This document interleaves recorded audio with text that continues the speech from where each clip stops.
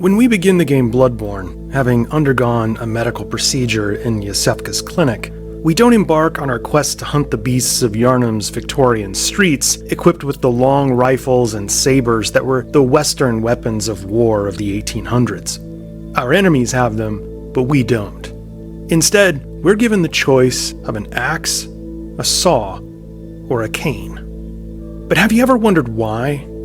Why did From Software give us these weapons at the beginning of the game? And why was the saw cleaver chosen as the signature item for this title, appearing on the game's cover and in its opening cinematic?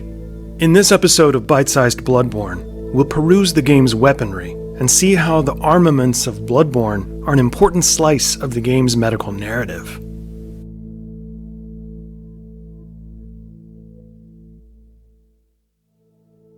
In our initial visit to the Hunter's Dream, we're able to choose a supporting firearm and one of three primary weapons: the Hunter's Axe, the Saw Cleaver, or the Threaded Cane. Because these are the first weapons we're able to obtain in the game, and because for many players they'll become the main, if not the only weapon they'll use during their first playthrough, it's worth exploring why From Software decided to give us these particular implements. Obviously, axes have been used in civilizations around the world, including in battle, and they're present in countless fantasy role-playing and adventure games. But that's not the case with the Saw Cleaver and the Threaded Cane. In terms of real-life weaponry, be it of the Victorian era or before, saws and canes weren't used on the battlefield. Did From Software decide to feature these weapons simply because they thought they looked cool? I think there was a lot more thoughtfulness and intentionality than that. For us to understand why these items are so conspicuous in Bloodborne, we have to look once again to the game's medical metaphor. As I argued throughout my series, An Agony of Effort, The True Story of Bloodborne, Bloodborne is a massive allegory for the evolution of medical science and practice in 17 and 1800s Great Britain. From Software uses hunters as a metaphor for the surgeons and anatomists of the period, while beasts are a metaphor for surgical patients and cadavers.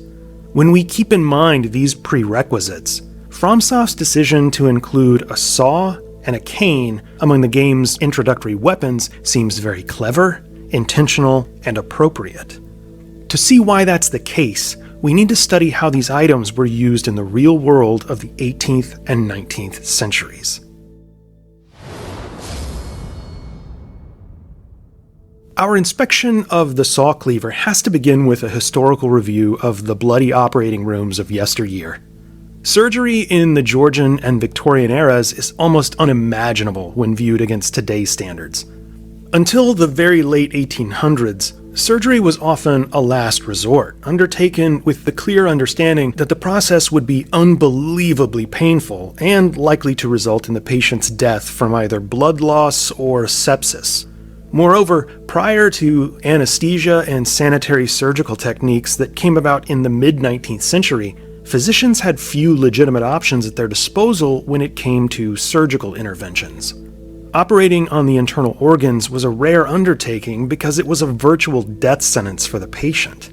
And because precision internal surgeries were beyond physicians' abilities and available technology of the time, the most common surgical procedure of the 18th and 19th centuries was amputation. Amputation was the inevitable resolution to any number of injuries, war wounds, and physical maladies for centuries.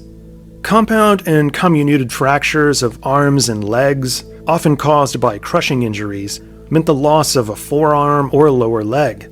The same went for appendages afflicted with gangrene or severe blood clots.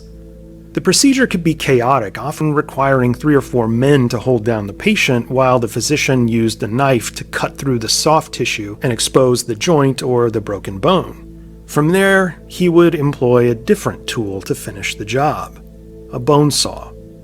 Because amputations were by far the most frequently performed operations of the 17 and 1800s, physicians in Great Britain and North America earned an unflattering but appropriate nickname: sawbones.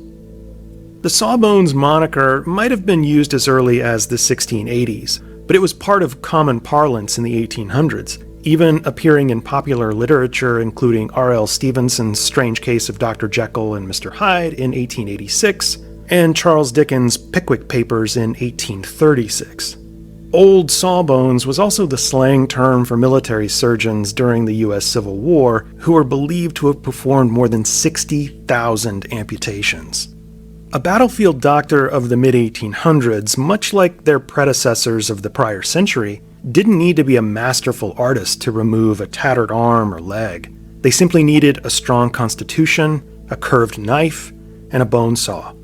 Items that were more like craftsmen's tools than precision instruments.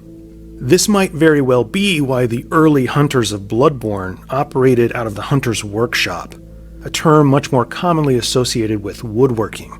Much like a craftsman uses a saw to cut wood, the hunters used saws to cut down beasts, and surgeons used saws to cut through bone. It makes perfect sense that the most primitive weapons of Bloodborne, those of the old hunters, are similar to the primitive operating tools of old surgeons.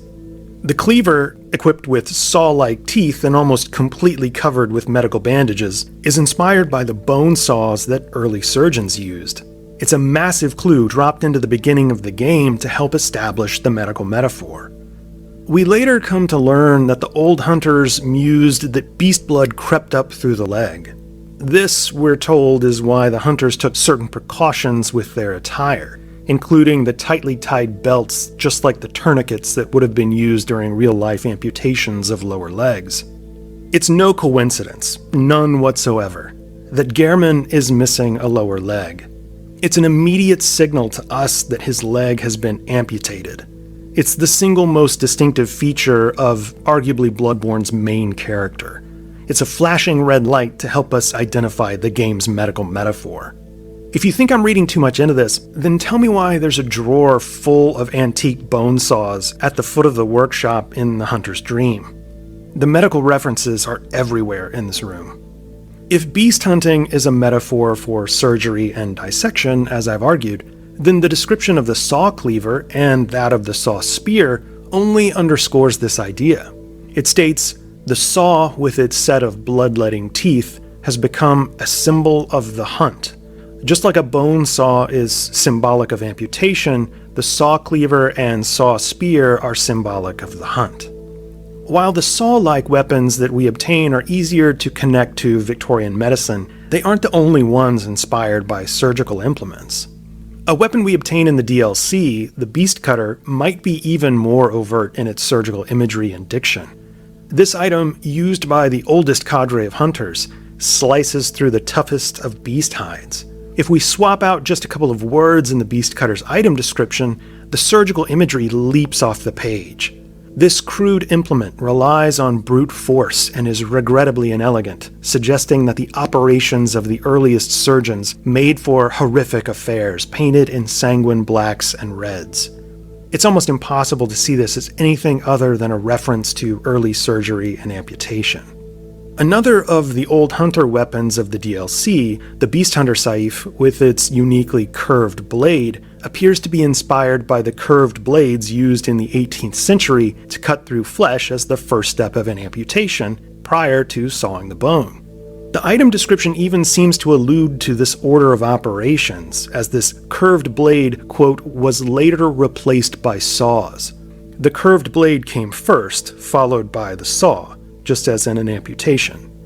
The evidence indicates that From Software designed the saw cleaver with an eye on the bone saws of early surgeons. By featuring this item so prominently in the opening cinematic, on the game's cover, and as one of the first 3 weapons available to players, game designers were giving us a massive hint about the central medical metaphor of Bloodborne.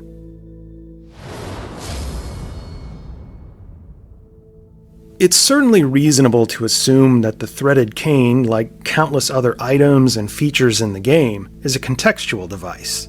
Just like the horse-drawn carriages, the Georgian architecture, and the antique firearms, all of which nest the game in the 17 and 1800s, the cane could be one of many scene-setting weapons, items, or environmental pieces. But there's much more to it than that. While it's true that the cane was a popular accessory for wealthy gentlemen of Victorian England, It didn't just pop up overnight. We have to understand the historical origin of this phenomenon. Nearly 400 years ago, a specific group within Britain's elite began to carry the cane as a status symbol. It was physicians. The trend began in France, where men of the more scholarly trades stopped carrying a sword and instead touted the handheld cane to signify masculinity and intellectual sophistication. In Great Britain, however, the cane was synonymous with the physician, much like today the white coat or stethoscope is symbolic of the profession. As the Royal College of Physicians of London noted in a 2014 article, from at least the beginning of the 17th century to the end of the 19th, physicians were thought of as inseparable from another accoutrement, their canes. 19th century author John Cordy Jefferson described the ubiquity of canes within the medical profession of the 16 and 1700s. In his 1861 publication, A Book About Doctors, Jefferson writes, "No doctor of medicine presumed to pay a professional visit, or even to be seen in public, without this mystic wand. It was an instrument with which every prudent aspirant to medical practice was provided." Although the cane was largely symbolic of intellectualism and later medicine, it wasn't without its practical applications. Canes were often crafted with a hollow shaft or small compartment at the handle, which commonly held pungent vinegar or a cordial that a physician could inhale or drink in the hopes it would protect him from contracting whatever illness was plaguing his patient. Because many early doctors were quacks who touted bogus cures for any number of ailments, the cane-sniffing physician was lampooned in the satirical etchings of 18th century artists, including Thomas Rowlandson and William Hogarth. While canes were emblematic of 1700s medicine, they were previously employed by a special segment of the medical fraternity of the 16th century, the plague doctors. These physicians, who treated the sick in the larger cities of Europe during outbreaks of bubonic plague, carried short wands or canes that allowed them to poke and prod patients without making direct contact. Much like later doctors did with aromatics hidden in the compartments of their canes, plague doctors stuffed their beak-like masks with herbs to help filter miasmic air that was believed to carry disease. As many others have pointed out, the crow-feather attire set with its beaked mask is almost certainly a reference to these plague doctors of yore. The medical references in this game truly are inescapable. By exposing the real-life inspirations for the saw cleaver, the threaded cane, and several other weapons wielded by the old hunters, we're able to see how these figures fit into the game's medical metaphor. The old hunters represent early surgeons, those who performed the most basic and brutal operations. In the Bloodborne universe, the old hunters eventually gave way to the hunters of the Healing Church, who are explicitly called doctors and represent the physicians of later eras, practicing internal surgery and using medicinal agents for experimentation and research. This is what I mean when I say that Bloodborne is an allegory for the evolution of medical science and practice in the 17 and 1800s. The medical metaphor is real. We just have to open our minds to it. Thanks for watching.